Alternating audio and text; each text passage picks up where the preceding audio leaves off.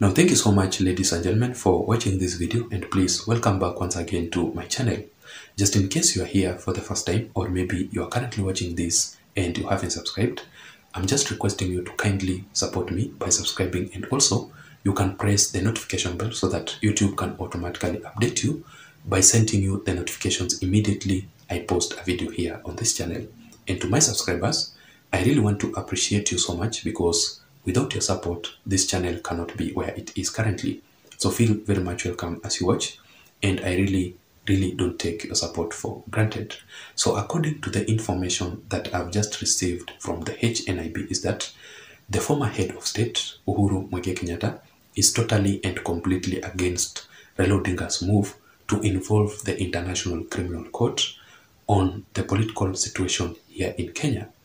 Uhuru Kenyatta made a phone call to Raila Odinga yesterday, urging him to drop all the accusations, all the 9 demands that he had written in that letter to the ICC with an immediate effect. So I personally think that Uhuru Kenyatta is in total fear that the International Criminal Court might also reopen his file, and Raila Odinga's accusations might also backfire on his side. Because remember that, first of all, Uhuru Kenyatta is still in the Azimio La Umoja Alliance. So the questions that might arise here is that, is Uhuru Kenyatta a retired president of the Republic of Kenya? And if the answer is yes, what is Uhuru Kenyatta still doing in the Azimio La Umoja Alliance leadership? Because Uhuru Kenyatta is still the Azimio La Umoja Alliance council chairman, and is still in the leadership of Azimio La Umoja Alliance, despite the fact that he had retired a long period of time, like 6 months ago, in the office. And if Uhuru Kenyatta is still participating in the leadership of any alliance, any political party like Jubilee or the Azimio La Umoja Alliance, is Uhuru Kenyatta receiving the monthly presidential pension? Because according to the Presidential Act in the Constitution of the Republic of Kenya, the retired president must not be receiving the monthly pension if that president is still in the leadership of any alliance of any political party. So Uhuru Kenyatta on this side, according to the sources, according to the treasury documents, is that Uhuru Kenyatta has been receiving a monthly pension, a certain percentage, but a certain percentage also has been deducted from the treasury. You know, Uhuru Kenyatta must be receiving a total of 1.32 million monthly pension, but a total of 655,000 has been deducted by the treasury of the Republic of Kenya until Uhuru Kenyatta decides to officially resign as the Azimio La Umoja Alliance chairman, and also as the Jubilee Party leader. So those are the kind of questions that might arise here. And also remember that Uhuru Kenyatta and the President William Ruto had been accused in the ICC before. So the question here might arise is that, if Raila Odinga is accusing the Kenya Kwanza Alliance leadership or President William Ruto to the ICC, what about Uhuru Kenyatta? Is he also involved, accusing William Ruto in the same ICC that they were in together? You know, those are the kind of questions that might arise and might backfire on Uhuru Kenyatta's side. And that is why he is totally against Raila Odinga's move to involve the International Criminal Court. Secondly, ladies and gentlemen, it is all about the consequences of the International Criminal Court. Remember that Uhuru Kenyatta was there before. We all saw what happened, the frustrations that he was in through. It almost costed Uhuru Kenyatta's presidency in his second term, and he had, for his name to be cleared, I think it was because he was actually the president and he had some powers on that.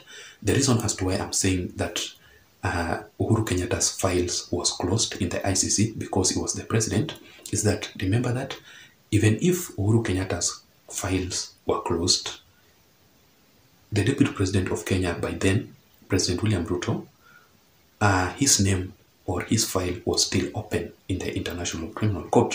Immediately, William Ruto entered into the power as the President of the Republic of Kenya. this ICC cases, this ICC situation, case closed. So whenever you have the powers, at least you can manage on some issues there. And if Raila Odinga will resuscitate this ICC issue, President William Ruto might take the advantage of that.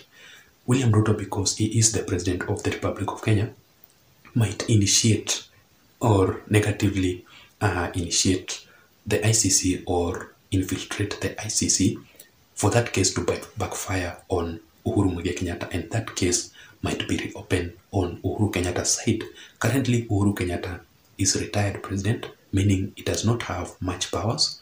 Therefore, to close his file, if it will be reopened, it will be a bit challenging moment for Uhuru Muigai Kenyatta. That is why Uhuru Kenyatta totally fears.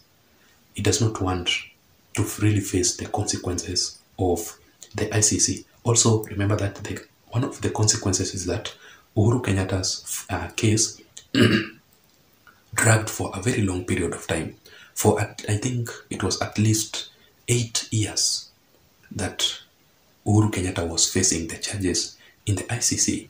For President William Ruto, also, the ICC case dragged for almost 10 years or even over 10 years because it was just closed 6 months ago.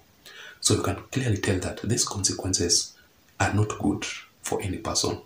And thirdly, ladies and gentlemen, the causes, or it causes tension in the Republic of Kenya. We know as Kenyans, we had already forgotten about the ICC, the International Criminal Court issues. So whatever Raila Odinga is currently doing, it's really causing a lot of tension in the country, unnecessary tension in the country, which he must stop immediately, or he must be stopped with immediate effect. As Kenyans, we are facing a lot of challenges, a lot of problems, and we don't need to add more problems of issues or cases within the international, cases or the community or such issues. So that is what Uhuru Muigai Kenyatta is really trying to avoid on Raila Odinga's move. And finally, ladies and gentlemen, I think in Uhuru Kenyatta's opinion, Raila Odinga's accusations here are totally unnecessary to involve the ICC. Whatever Raila Odinga is accusing the Kenya Kwanza or the William Ruto against can be also sorted out here in Kenya, as Raila Odinga tried the courts of law here in Kenya, first of all, before he goes beyond. I think Raila Odinga should have just, if he knows that there was anything that he can accuse William Ruto or the Kenya Kwanza Alliance of, he should just make a petition or make a statement into the courts of law. Then any issue might be sorted out within the Republic of Kenya. We as Kenyans, we should be one. We should not be divided by other communities with cases that should be handled internationally on and such issues. And also remember that Uhuru Kenyatta is still the peace initiator, a position which he was appointed by William Ruto in the entire Horn of Africa. So he will not want a situation whereby his name is also dragged into the ICC case. It will be such an embarrassing moment for Uhuru Muigai Kenyatta. That was my analysis for today. I don't know what you think. Let me hear your thoughts on the comment section below. What do you think about this statement? What do you think about Uhuru Kenyatta going against Raila Odinga's wishes and demands on the ICC? Do you support Uhuru Kenyatta? Do you support Raila Odinga on his side?